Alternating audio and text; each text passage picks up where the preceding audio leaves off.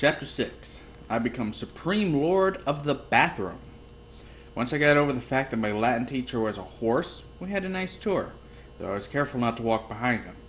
I'd done Pooper Scooper Patrol in the Macy's Thanksgiving Day Parade a few times, and I'm sorry, I did not trust Kyron's back end the way I trusted his front. We passed the volleyball pit.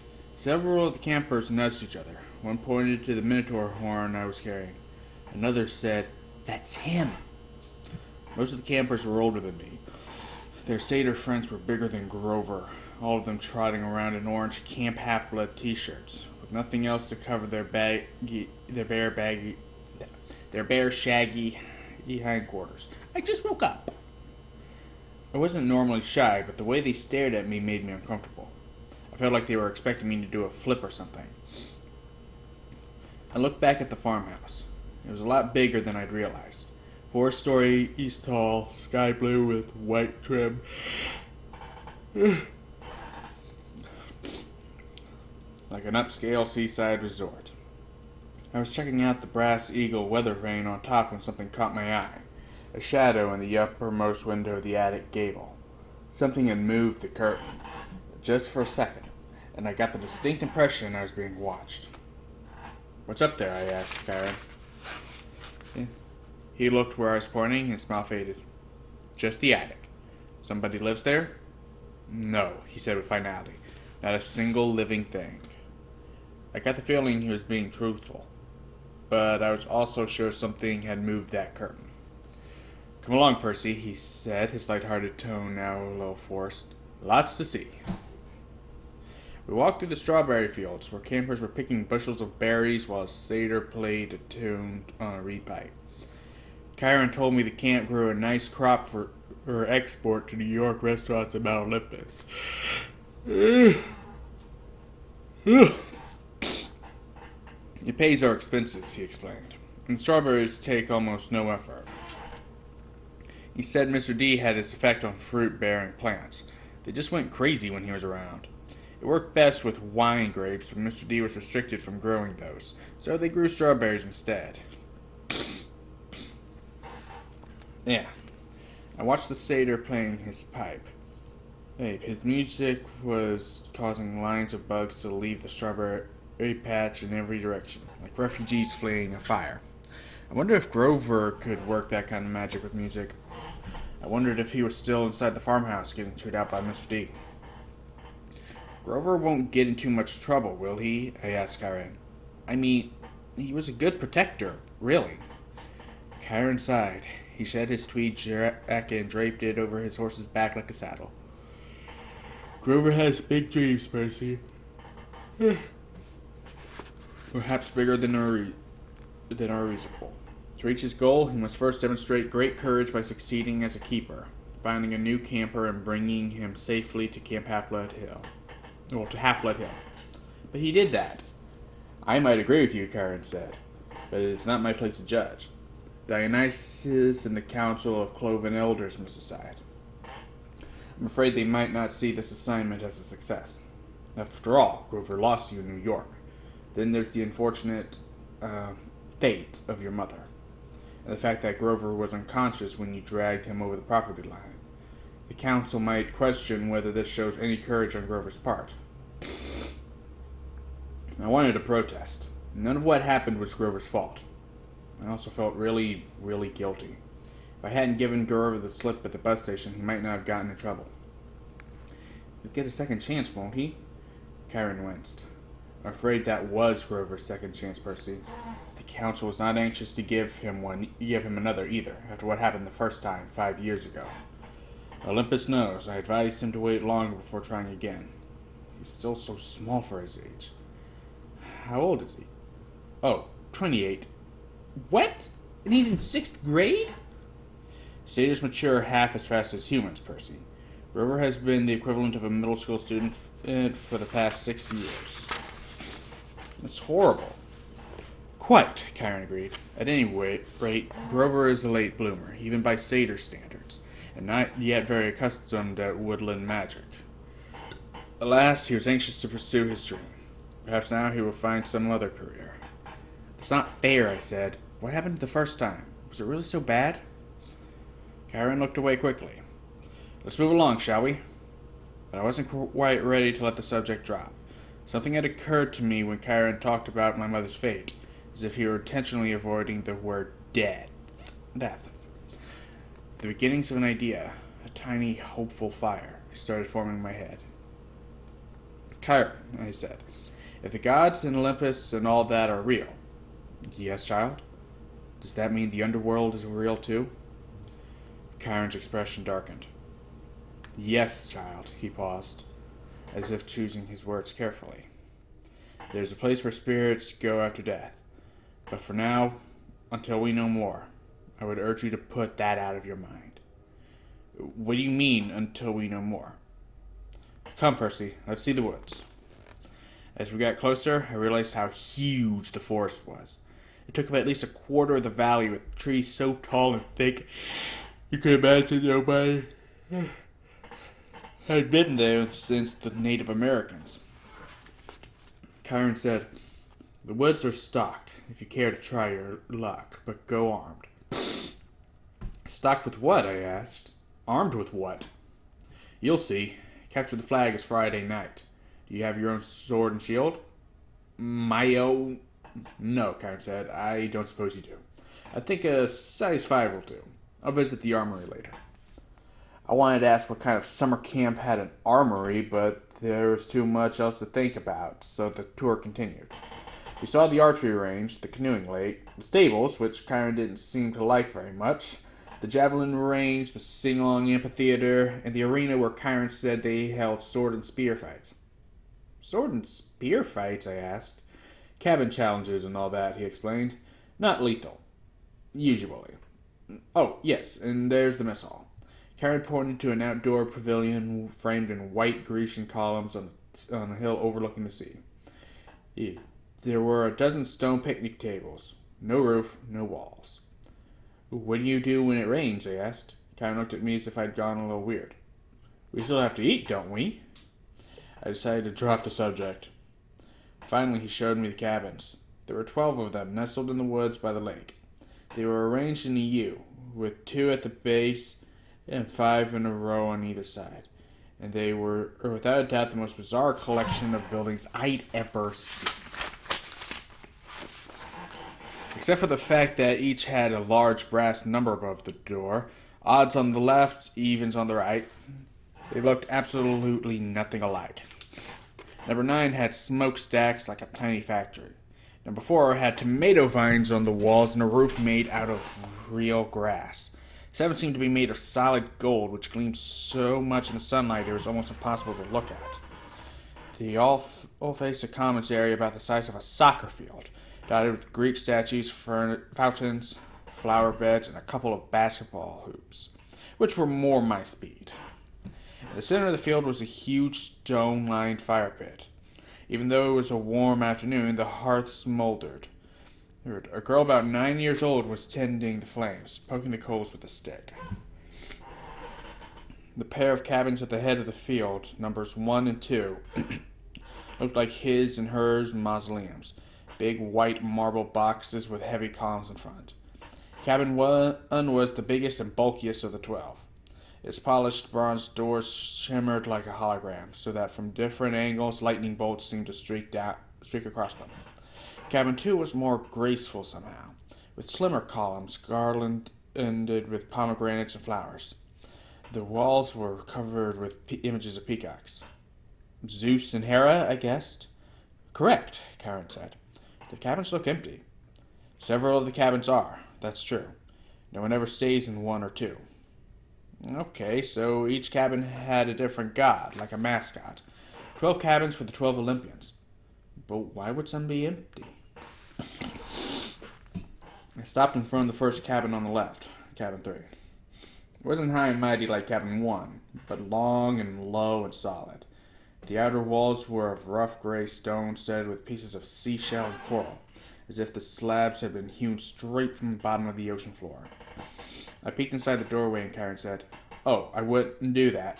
Before he could pull me back, I caught the salty scent of the interior, like the wind on the shore at Montauk. The interior walls glowed like abalone. There were 6 empty bunk beds with silk sheets turned down, but there was no sign anyone had ever slept there. The place felt so sad and lonely. I was glad when Karen put his hand on my shoulder and said, "Come along, Percy." Most of the other cabins were crowded with campers. Number 5 was bright red, a real nasty paint job, as if the color had been splashed on with buckets and fists. The roof was lined with barbed wire. A stuffed wild boar's head hung over the doorway, and its eyes seemed to follow me. Inside, I could see a bunch of mean-looking kids, both girls and boys, arm wrestling and arguing with each other while rock music blared. The loudest was a girl, maybe 13 or 14. She was a size XXXL Camp Half-Blood t-shirt under a camouflage jacket. Oh, she wore that. She wasn't a t-shirt, she wore a t-shirt. She zeroed in on me and gave me an evil sneer.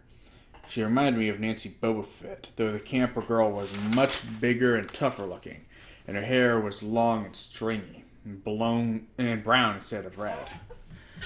I kept walking, trying to stay clear of Chiron's hooves. We haven't seen any other centaurs, I observed. No, Chiron said sadly. My kinsmen are wild and barbaric folk, I'm afraid. You might encounter them in the wilderness or at major sporting events, but you won't see any here. You said your name was Chiron. Are you really? He smiled down at me. The Chiron from the stories? Trainer of Hercules and all that? Yes, Percy, I am. But shouldn't you be dead?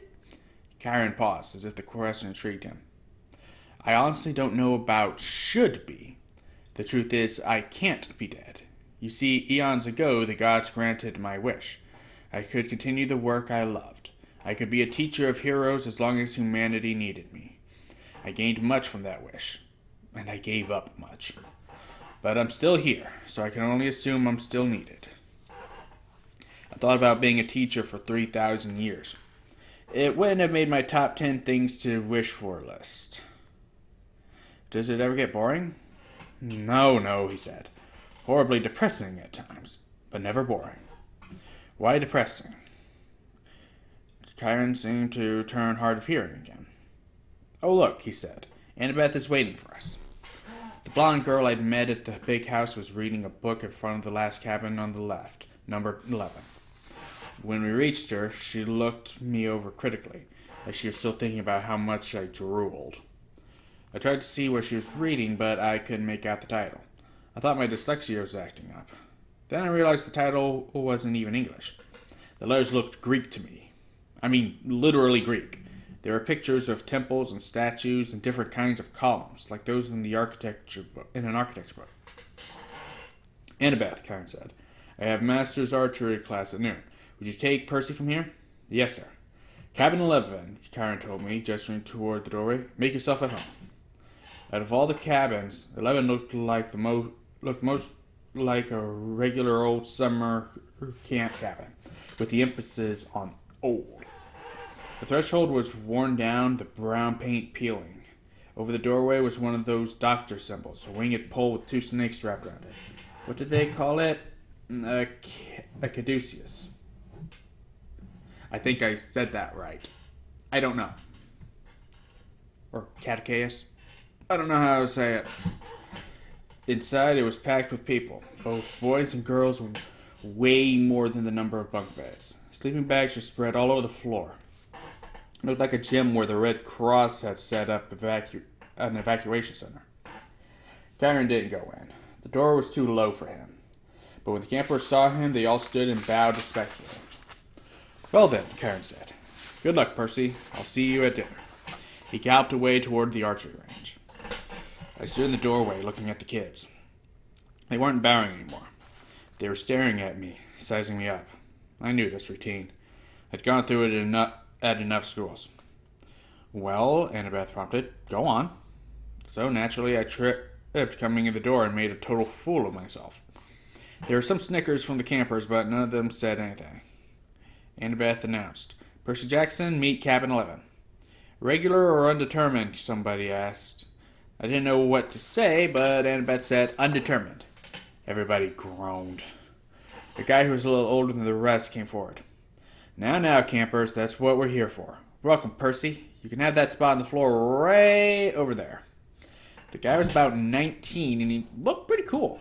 He was tall and muscular with short cropped sandy hair and a friendly smile. He wore an orange tank top, cut off sandals, and a leather necklace with 5 different colored clay beads. The only thing unsettling about his appearance was a thick white scar that ran from just beneath his right eye to his jaw, like an old knife slash. "This is Luke," Annabeth said. Her voice sounded different somehow. I glanced over and could have sworn she was blushing. She saw me looking, and her expression hardened again. "He's your counselor for now." "For now?" I asked. "You're undetermined," Luke explained patiently. "They don't know what cabin to put you in, so you're here. Cabin 11 takes all newcomers, all visitors. Naturally, we would. Hermes, our patron, is the god of travelers." I looked at the tiny section of floor they'd given me. I had nothing to put there to mark it as my own, no luggage, no clothes, no sleeping bag. Just the Minotaur's horn. I thought about setting that down, but then I remembered that Hermes was also the god of thieves. I looked around at the campers' faces, some sullen and suspicious, some grinning stupidly, some eyeing me as if they were waiting for a chance to pick my pockets. "How long will I be here?" I asked. "Good question," Luke said. "Until you're determined." "How long will that take?" The campers all laughed. "Come on," Annabeth told me. "I'll show you the volleyball court. I've already seen it." "Come on." She grabbed my wrist and dragged me outside. I could hear the kids of Cabin 11 laughing behind me. When we were a few feet away, Annabeth said, "Jackson, you have to do better than that." "What?" She rolled her eyes and mumbled under her breath. "I can't believe I thought you were the one." "What's your problem?" I was getting angry now. "All I know is I killed some bull guy." "Don't talk like that," Annabeth told me. "You know how many kids at this camp wish they'd had your chance to get killed? To fight the Minotaur. What do you think we trained for?" I shook my head. "Look, if the thing I fought really was the Minotaur, the same one in the stories, yes. Then there's only one. Yes. And he died like a gajillion years ago, right? The ECs killed him in the labyrinth, so monsters don't die, Percy. They can be killed, but they don't die." "Oh, thanks. That clears it up." "They don't have souls like you and me. You can dispel them for a while, maybe even for a whole lifetime if you're lucky. But they're primal forces. Chiron calls them archetypes. Eventually, they reform." I thought about Mrs. Dodds. "You mean if I killed one accidentally with a sword? Your math teacher." "That's right. She's still out there. You just made her very, very mad." "How did you know about Mrs. Dodds?" "You talk in your sleep." You almost called her something. A fury? They're Hades' torturers, right?" Annabeth glanced nervously at the ground as if she expected it to open up and swallow her. "You shouldn't call them by name, even here. We call them the kindly ones, if we have to speak of them at all. Look, is there anything we can't say without it thundering?" I sounded whiny, even to myself. But right then, I didn't care. "Why do I have to stay in Cabin 11 anyway? Why is everybody so crowded together? There are plenty of empty bunks right over there." I pointed to the first few cabins, and Annabeth turned pale. "You don't just choose a cabin, Percy. It depends on who your parents are. Or your parent." She stared at me, waiting for me to get it. "My mom is Sally Jackson," I said. "She works at the candy store in Grand Central Station. At least, she used to." "I'm sorry about your mom, Percy, but that's not what I mean. I'm talking about your other parent. Your dad. He's dead. I never knew him." Annabeth sighed. Clearly she'd had this conversation before with other kids. "Your father's not dead, Percy." "How can you say that? You know him?" "No, of course not." "Then how can you say, 'Because I know you'? You wouldn't be here if you weren't one of us." "You don't know anything about me." "No?" She raised an eyebrow. "I bet you moved around from school to school. I bet you were kicked out of a lot of them.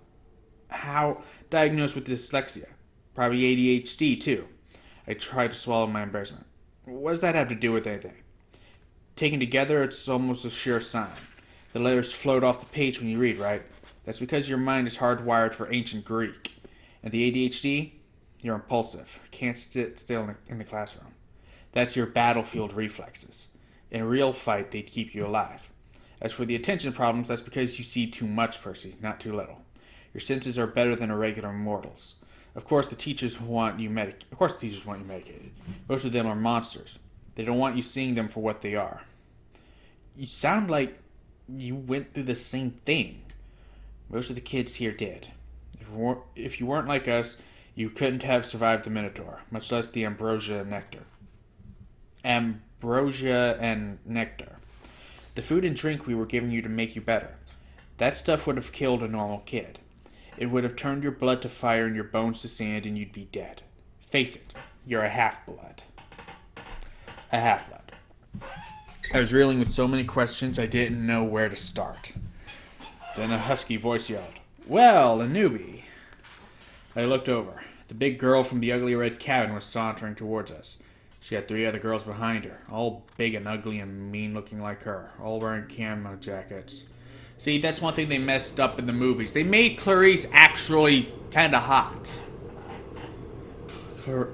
Clarice, Annabeth sighed. Why don't you go polish your spear or something? Sure, Miss Princess, the big girl said, so I can run you through with it on Friday night. Ere Escoracus, something. I'm not sure how to pronounce that. Annabeth said, which I somehow understood was Greek for "go to the crows," though I had a feeling it was a worse curse than it sounded. You don't stand a chance. We'll pulverize you, Clarice said, but her eye twitched. Perhaps she wasn't sure she could follow through on the threat. She turned toward me. Who's this little runt? Percy Jackson, Annabeth said. Meet Clarice, daughter of Ares. I blinked. Like, the war god? Clarice sneered. You got a problem with that? No, I said, recovering my wits. It explains the bad smell. Clarice growled. We got an invitation ceremony for newbies, Percy. Whatever. Come on, I'll show you. Clarice, Annabeth tried to say, stay out of it, wise girl. Annabeth looked pained, but she did stay out of it. And I didn't really want her help. I was the new kid. I had to earn my own rep. I handed Annabeth my Minotaur horn and got ready to fight. But before I knew it, Clarice had me by the neck and was dragging me toward a cinder block building that I knew immediately was the bathroom. I was kicking and punching. I'd been in plenty of fights before, but this big girl, Clarice, had hands like iron. She dragged me into the girls' bathroom. There's a line of toilets on one side and a line of shower stalls down the other. It smelled just like any public bathroom, and I was thinking, as much as I could think with Clarice ripping my hair out, that if this place belonged to the gods, they should have been able to afford classier Johns. Clarice's friends were all laughing, and I was trying to find the strength I'd use to fight the Minotaur, but it just wasn't there. Like he's big 3 material, Clarice said as she pushed me toward one of the toilets. Yeah, right. Minotaur probably fell over laughing. He was so stupid looking. Her friend snickered. And Beth stood in the corner, watching through her fingers. Clarice bent me over on my knees and started pushing my head toward the toilet bowl. It reeked like rusted pipes and, well, like what goes into toilets. I strained to keep my head up. I was looking at the scummy water thinking, I will not go into that. I won't. Then something happened. I felt a tug in the pit of my stomach. I heard the plumbing rumble, the pipes shudder.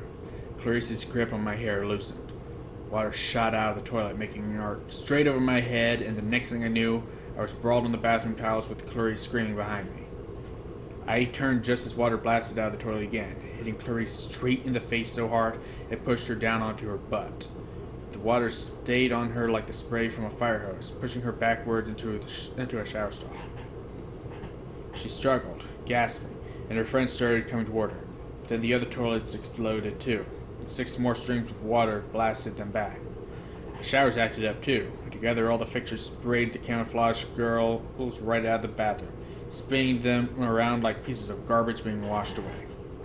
As soon as they were out the door, I felt the tug in my gut lessen, and the water shut off as quickly as it had started. The entire bathroom was flooded. Annabeth hadn't been spared. She was dripping wet, but she hadn't been pushed out the door. She was standing in exactly the same place, staring at me in shock. I looked down and realized I was sitting in the only dry spot in the whole room. There was a circle of dry floor around me.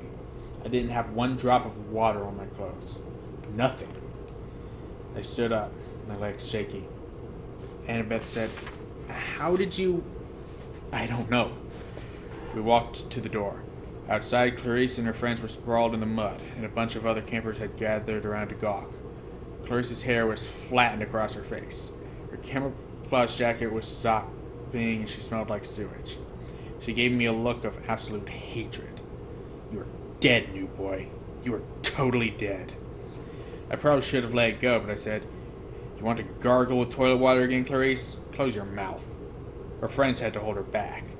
They dragged her toward cabin 5, while the other campers made way to avoid her flailing feet. Annabeth stared at me. I couldn't tell whether she was just grossed out or angry at me for dousing her. "What?" I demanded. "What are you thinking?" "I'm thinking," she said, "that I want you on my team for Capture the Flag."